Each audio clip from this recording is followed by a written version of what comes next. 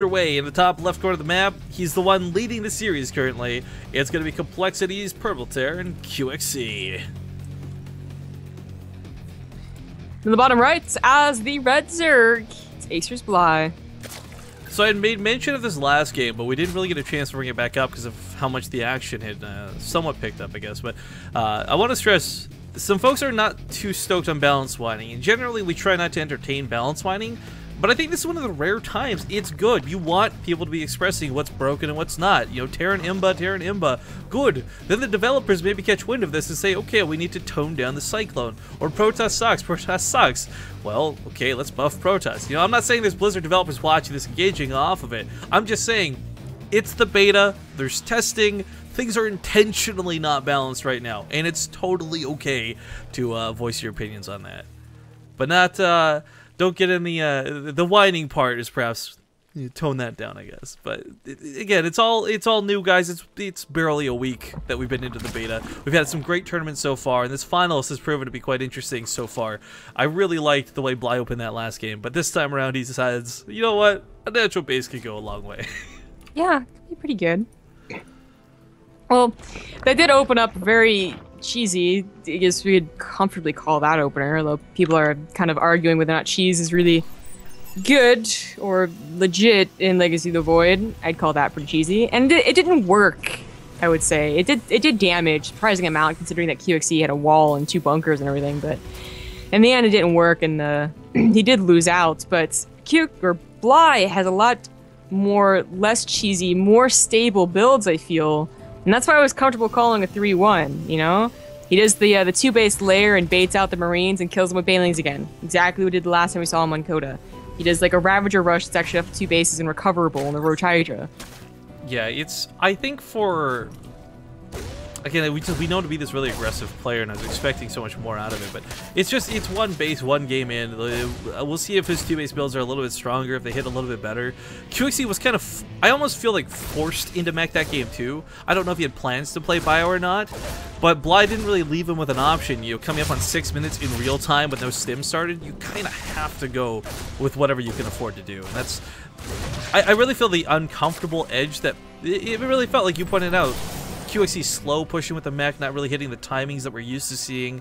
The army strength way too good, but perhaps underestimating in his own point of view.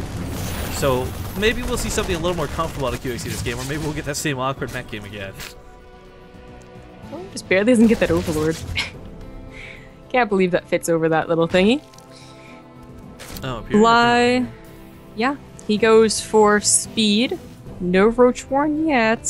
No second gas either, so it actually might just be a 3rd base build with QXC. No, it's actually 2-base layer. All right, so hey, I brought it up. He might do it again. It's the same map. I don't think it's necessarily because of the map that he'll do this, just that, I don't know, it's a good move. But the 2-base Muta into potentially, you know, kind of all-inning with it. No upgrades, but just brute force with Banelings.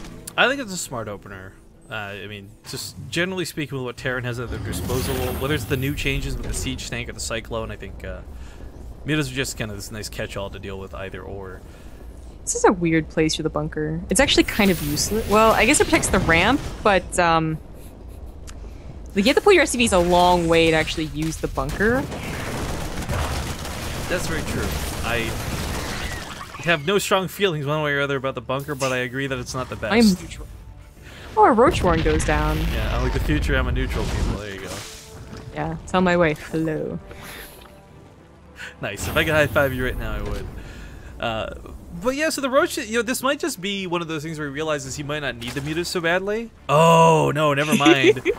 It's Bly, baby. He's going for a Nidus Worm.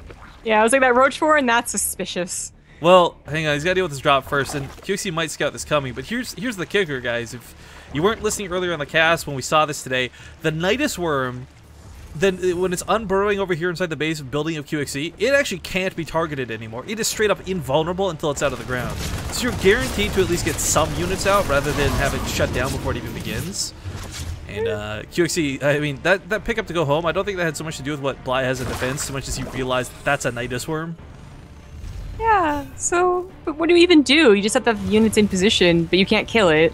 I mean, you can still surround it with the SCVs. Yeah, you're right. You can have the units in position. The idea is that you minimize how much comes out. So you're like, oh, congratulations, Bly. But this is also where I think a lot of players are going to have to pull a Cats and start preloading these Banelings. Remember that Copa America thing where the Banelings unloaded on top of the probes? But, oh, the SCVs weren't attacking initially. So a lot of Roshis actually do manage to squeeze out. Queen's here as well. Oh, but GG. damn. Okay. I guess the Ling at the natural being simultaneous was a little too much to handle. And Bly is going to take game 2, tying up the series.